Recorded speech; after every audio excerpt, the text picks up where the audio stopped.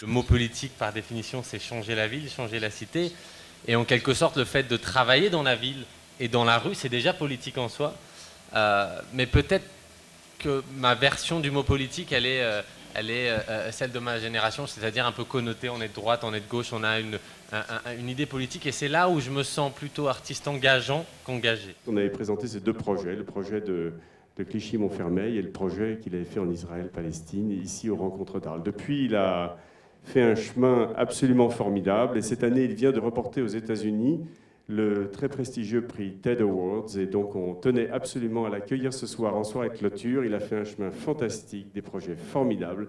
C'est un photographe qui utilise la photographie dans son élasticité, dans sa plasticité et il n'aime pas qu'on le dise, mais c'est également un photographe politique. Je vous demande d'accueillir JR. Merci. Bonsoir. Je vous avoue que c'est un exercice déjà d'être ici avec des lunettes de soleil.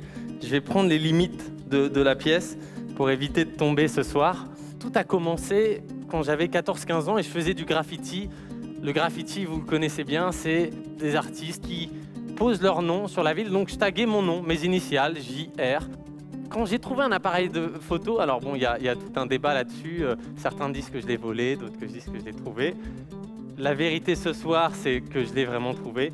Je me suis dit, finalement, j'étais pas vraiment très bon en graffiti. J'ai préféré documenter ces aventures. J'ai donc pris ces photos. Et ça a été, quand j'avais 17 ans, ma première expo de rue. En 2004, donc quelques années après, quand je me suis retrouvé avec cette image et quelques autres images, la première chose qui nous est venue à l'esprit, c'était de les recoller. On demandait à tous les jeunes des halls de venir squatter en bas de l'échelle, ce qui faisait que la police n'osait pas intervenir, nous a laissé finalement recouvrir ces immeubles, et la ville qui a voulu nettoyer n'a pas pu le faire parce qu'ils ont eu peur de créer des émeutes à ce moment-là, parce que les gens s'étaient vraiment réapproprié le projet. Et les photos sont restées un petit peu, pas certaines un peu plus longtemps que d'autres, mais finalement elles ont vécu dans la ville. Et quand on a même pu faire un vernissage, ça c'était dans le 4e, bah, les gens sont venus au vernissage et les stars de la soirée, bah, c'était les racailles de Clichy-Montfermeil. Donc finalement, je me demandais si l'œuvre c'était le portrait que j'avais fait, ou finalement le portrait c'était juste un détail, si c'était le collage, ou c'était ce qui arrivait après.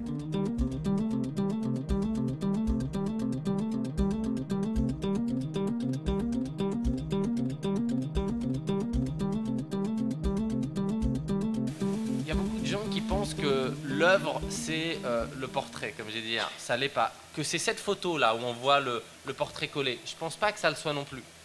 Je pense que l'œuvre, la vraie, il faut la vivre, il faut la voir, il faut donc soit y participer en collant, soit passer dans la rue au moment où elle est collée. On a trop l'habitude de dire « Ah bah oui, cette expo, je m'y rends pas parce que j'ai vu des photos sur Internet ou j'ai vu un livre », alors qu'en fait, c'est une toute autre démarche que de le voir, de le vivre dans la rue, d'aller même le déchirer soi-même.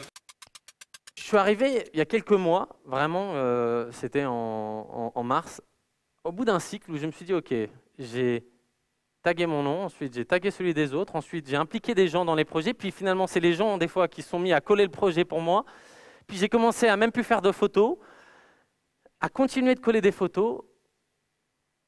Il fallait que je passe à autre chose. Parce qu'on me disait, viens, il faut que tu viennes dans ce pays, il faut que tu ailles là-bas, il faut que tu viennes en Afghanistan, il faut que tu ailles faire un projet en Colombie, au Mexique. Alors, j'ai essayé à un moment de me démultiplier. Je me suis dit que même en une vie, je n'arriverais pas à aller dans tous ces endroits, même si j'ai envie d'y aller. Donc, je me suis dit que j'allais bien m'entourer. Et on a monté un projet qui est en fait très simple, qui s'appelle Inside Art, où je ne fais plus de photos et je ne colle plus. Je suis l'imprimeur. L'idée, c'est que ce ne soit pas moi qui aille faire les photos et les coller, mais que ce soit les gens qui fassent leur propre projet, leurs photos. Donc, je ne cherche pas à en tirer la couverture, puisque je ne suis que l'imprimeur du projet. Donc, c'est pour ça que finalement, je donne les outils pour que les gens puissent coller, créer leur colle, etc. Mais c'est à eux d'aller le faire et d'aller les coller.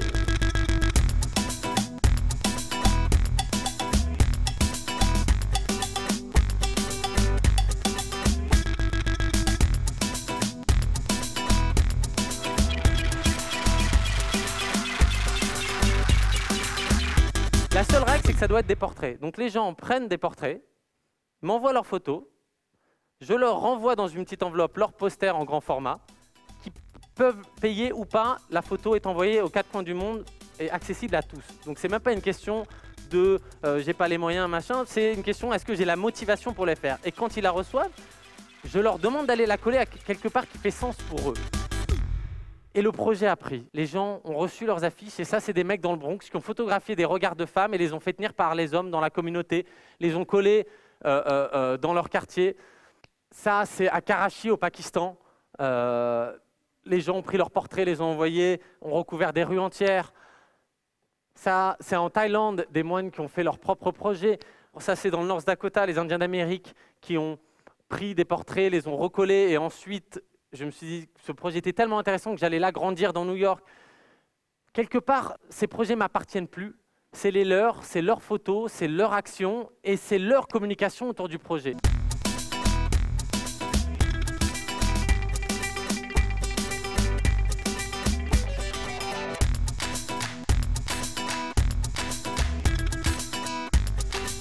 J'ai voulu aller des fois donner un coup de main aux gens. Et donc parce que j'étais à New York et dans le Bronx, il y avait une action énorme, donc je me suis dit, ah putain, c'est vraiment à 2 pas, je vais aller les aider. Et ben, vous ne pouvez pas savoir à quel point c'est la plus mauvaise idée possible. Pourquoi? Parce que quand j'y vais, d'un coup, les journalistes se retournent non plus sur le sens et le propos précis des gens, qui est de coller des photos pour passer un message, etc., mais d'un coup sur qui est l'artiste, tiens, JR, et qu'est-ce qu'il fait, pourquoi il a lancé ce projet. Et en y allant, d'un coup, ça a changé tous les titres de la presse. Et la photo le lendemain dans le New York Times, c'était un collage de JR dans le Bronx. Tout était déformé.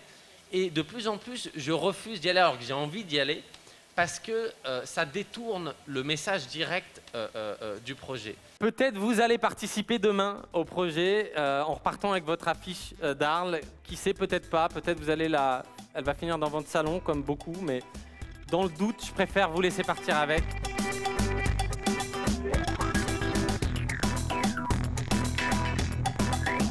Après, c'est la retraite en fait. Hein. Retraite anticipée. Merci.